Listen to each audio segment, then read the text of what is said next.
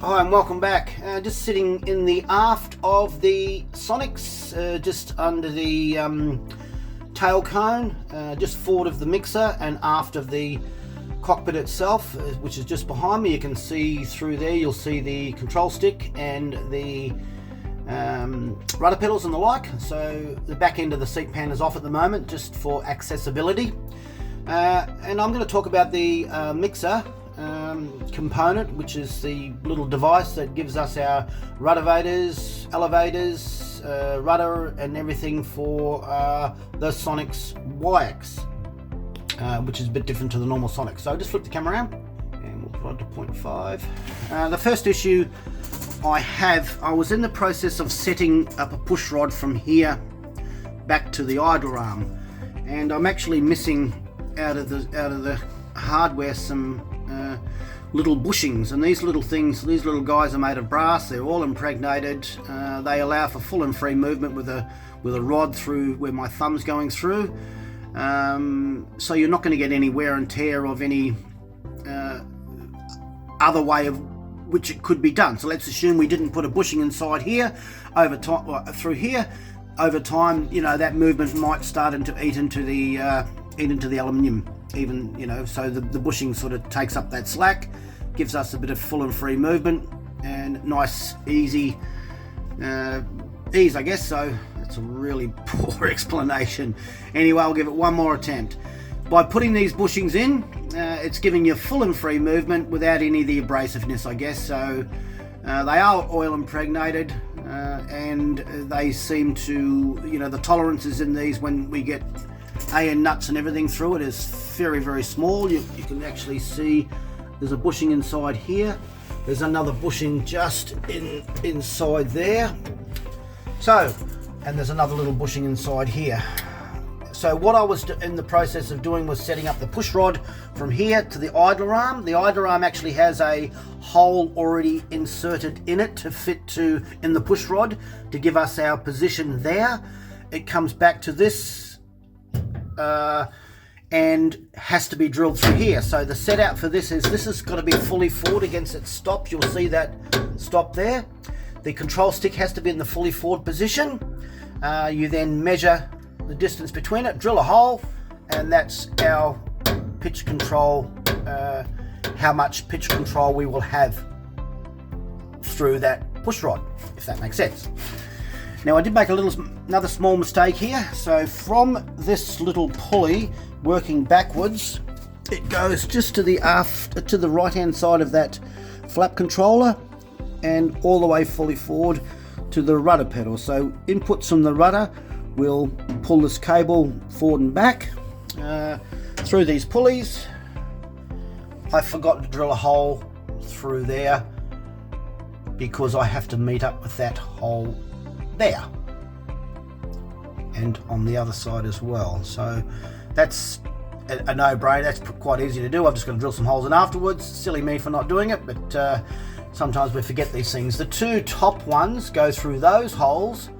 They are actually push rods, solid push rods, so they are for the ruddervators. Anyway, I'm going to flip myself out of here for the moment because it's quite confined and it's getting a sore pair of knees, and I'll just go forward. Just forward now. Control stick, as I said, has to go into the fully forward position. I've just put a little bit of a rubbery thing on there. Now I'm not quite sure whether they mean that's our fully forward position or that might be sort of 10-15 mil back. I'm yet to sort of work that out. And obviously the aft position will be dictated by that small little indent that was in that mixer box. So there is a restricted movement in that control stick through the ruddervator mixer control. There's the idler arm all set up there, so you'll see that working. Just got the seat pan sitting in at the moment to allow me a fully forward stop on that. You know, whether it's relevant for that part of the set out or not, I don't know. Rudder pedals are all in over there, and they are fixed off, apart from that, when I say fixed off, bolted off with the AM bolts. I haven't riveted this yet, so just coming out to here, that's yet to be riveted, and the two AN525 bolts are yet to go inside here. Again, leaving all of this section off or not just its clear coat at the moment, so I can still pull this whole square hollow section out and right down to this point here, so I can peel this back if I have to do any deburring and anything there. Now I've just relayed the glare shield in at the moment. It is copper clear coat underneath that square hollow section, so it's fully finished off there. I have temporarily fitted in the fuel tank straps to see how it fitted. It all fitted fine. I've disassembled it. The fuel tank's sitting over there on the workbench, and I'll go through some things on that in a minute. Setting out, I'm in the process of just setting out the windshield as well. Now I put a stop to it because when I fit this part of the firewall, you've got to silver cleco into here prior to obviously upsizing, and every one of those clecos is going to clash with that cleco, so you have a problem being able to ensure this whole firewall and the glare shield are all fully sort of pulled in nice and tight, if that makes sense, because the cleco clashes with the other cleco. And the other side is that these clecos needed to be in the upside position, because when that windscreen comes across here, it gets fairly low here, and fixes into the top of the, I'll just grab one for you. Yep. It fixes into the top of that part of the firewall. So if that sort of fits in there, you can see how close it's going to be through there. So it's a case of what comes first, the chicken or the egg. And unfortunately, the egg, which did come first, by the way, and I've got an argument to that, is that this needs to realistically be riveted off now, and at least on this point. So I need to fully rivet that off now, and then as I'm putting the firewall back into here, I can still sort of deburr that back side of it as I proceed with things. That said, the fuel tank has to be in spot, finished, expanded, all its fittings attached to it prior to putting this in, because the fuel tank straps have to bolt to that square hollow section, which comes up through these holes, so an AM bolt through that, bolts underneath, so the straps have to be in position, done, finished, and then obviously the tank will then be slid forward from the cockpit area in its position. So realistically all of this needs to be finished off, which I am going to do. I have actually set out, there's the windscreen part just there. I've actually set it out. Now the set out for it is that it drills in through one silver cleco only. You then bring it down to its right position over to here, put in your bows, which I'll go through later on. Again, just to reiterate, I can't do that because these clecos interfere with it. So what I'm going to do this morning is I'm going to upsize all these to copper clecos, finish it off, then I'm going to rivet it and then reposition this it's about almost said glare shield. Then I'm going to reposition the front windscreen then in its spot to see if I can carry on with the full set out of all of this windscreen, so I can drill all these off, upsize it, disassemble it, deburr it, paint it if I need to, and then start riveting it off, which then in turn allows me to have the fuel tank in spot, let it do its 6 or 8 weeks, whatever it's got to do of expansion. Bob's your uncle, it's all done. So just on the fuel tank, I'm just going to go over to the drawings for a minute. Just over here at the fuel system installation drawings. Through the week I've ordered, or through last week I've ordered all of my ball valves and tubing for the fuel supply, elbows to get it out of the fuel tank and towards the firewall. Well, that's a better drawing if you like. All this done, ordered. The fuel vent I have, which is a different size tubing to the fuel supply. I do actually have a MGL supplied FT60, which I've worked out is the incorrect one. It should be an FT90. I've been in touch with Mark from Sonex, and the mistake that I made, and hopefully no one else does, is when I looked at these fuel cubes, the cube fuel flow devices, I got the red, even though it calls for getting the gold. It's because the red said it was for 350 horsepower and less. Well, obviously this isn't 350 horsepower, and the gold was for 350 through to what, let's call it 550 something. But the gold was specifically for gravity feed situations, whereas the Sonex is. So if I was to use a FT60 for this tank, I'd have to have a fuel pump, which I don't have. So without getting too overly complicated, it's no big deal. The price of an FT60 and an FT90 is nothing. It's $1.50 in it or something like that. So I'll be getting the FT90 gold. I'll be swapping that out and moving on with it. Here's the fuel level sensor, which is going to go into the top of the tank as well. Obviously it has to be cut down. That's MGL supplied, which goes all back to my MGL instruments. And I'll be starting to work on the fuel tank this morning as well, or this weekend. I'll be putting in the vent line and also the fuel supply line, which is the OOPS fittings, I think they call them over here. This weekend I'll be doing that. And one other thing I want to talk about is the engine mount.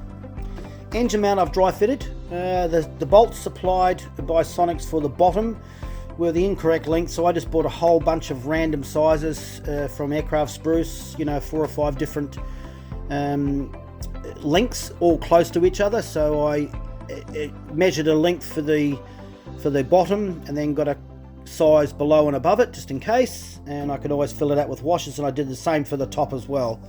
They're very cheap, so just did it. Also too, one other thing too, reamer, 1.5 inch I think it is, or 1 1/8 reamer, worked absolutely beautifully. I bought a one off eBay. Here it is over here, which is this little device. I think Gavin did exactly the same. Here it is, the reamer. Just did it by hand. Absolutely no dramas whatsoever with it. Went through easy as anything. I've actually fitted the titanium gear legs in the actual engine mount as well, which fits like a glove. So the thing is, I've used it. If anyone else wants it for their aircraft, give me a buzz and we'll work something out. I'm not going to charge you for it, or you can pay for the freight, whatever. It's $60-70 and it's yours. So if you've got some titanium legs to go into an engine mount that don't fit because of the powder coating, you're welcome to that one.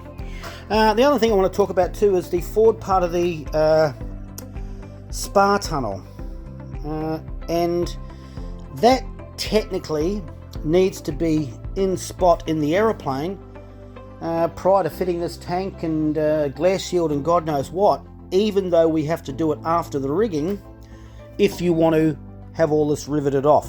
And that's what I'm going to do.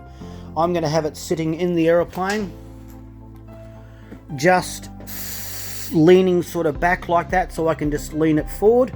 I'd much rather have it all riveted off and fit it inside here after I've done the rigging than try to work it to get it inside there when I've got instrument panels in the road and God knows what. That's just my thought. If anyone thinks that I'm wrong in that, or it can go in with all the instrument panel there, please let me know in the comments, because I've tried 1,000 times to fit it in there, what you see here at the moment, and it was difficult. So imagine what it's going to be like with the instrument panel in spot.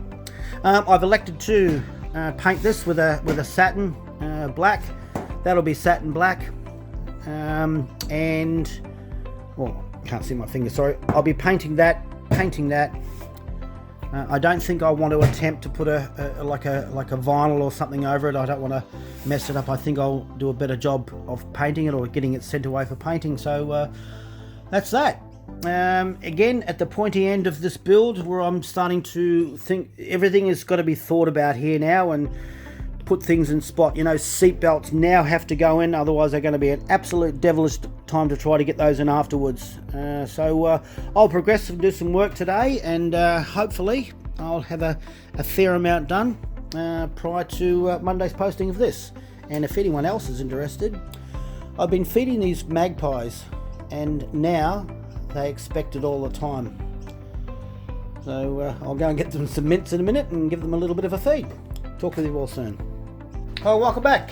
I'm just going to quickly go over with what I've done in the last couple of days. This is day 2 of the weekend. 6 odd hours today and half of yesterday, so 3 hours of yesterday. I worked a total of 6 hours all up yesterday. 3 hours on the glare shield and the firewall, riveting off all that section that you saw in a previous clip I did, and the other 3 hours was done work starting on the set out of the front windshield, and 6 hours today, so 9 hours all up. Let's call it 10, roughly like that, I guess. So pain in the ass, got there in the end. Moved away from those set out of the drawings just a little bit. I ended up leaving the bow strap off and then putting it on afterwards, so I'll just flip the camera around. So I just did the skirt and the windshield as one component with the bow inside, and then came along and put this bow strap on afterwards. I just found it easier to do that way. I just worked from the top. This bow, by the way, is an absolute pain in the ass to get in, so I ended up putting a couple of little silver clecos either side and just slowly worked it back till I got it roughly in the right spot, clamped it off as best I could, worked from the top, you know, drill, just worked out, so it ironed all this sheet out, or the Lexan out, and then worked my way back either side up the sides. Really hard to pull all this in, but you know, it is what it is. And around through the front and finished off just over here. I was very conscious of trying to have a nice straight line through there, because when I put all this together, this thing was sort of sticking up like a pimple on a pumpkin. It was crazy. It was just, I don't know what the hell happened, but then I ended up putting a clamp inside here just to get it down. And as I said, just finished off there last. It's all good through here. And all ready for upsizing now. These are a small MS type of a screw nut and bolty thing, and these are all tapped inside here. I've got a tap coming through eBay through the week. I should be almost here, so I can then mechanically tap those and get all that finished. I'm glad I've done this now, because I really wanted to finish off around the glare shield, putting all of the paint in here, fuel tank in situ and instrument panel in spot, and just try to sort of start riveting off the bulk of this section. I mentioned yesterday that I'm going to be painting these square hollow sections plus the glare shield, and I think I'll still do that. So there it is, finished off for today. I'm happy with it. We've now almost got an aeroplane shape, and yeah, that's it. If you're wondering, I'm going to be putting the side vents in. I'm going to move away from the vents on here. I've got these through a guy in Australia who's built a Sonex. He's a retired engineer.